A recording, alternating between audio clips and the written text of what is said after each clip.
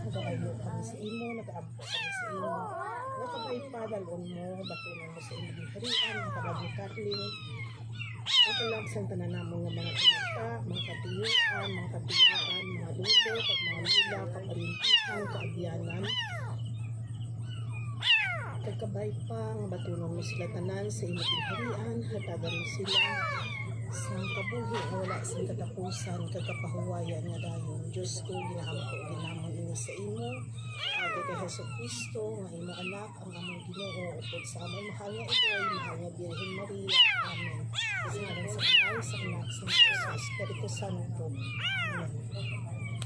Kalipat ko magdala sa puliyot.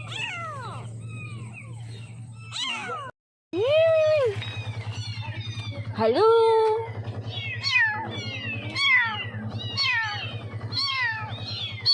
Wala pa nikat ano tapos tite ang mga kuring ni.